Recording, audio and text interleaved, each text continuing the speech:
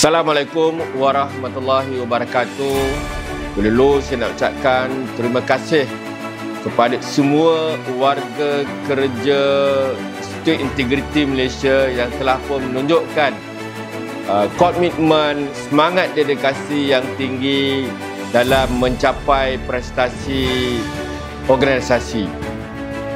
Anda semua merupakan keluarga yang telah pun memberikan segala usaha yang terbaik bagi mencapai prestasi organisasi, dan saya lihat tanpanya komitmen ini, maka prestasi yang kita buat tidak akan mencapai kejayaan.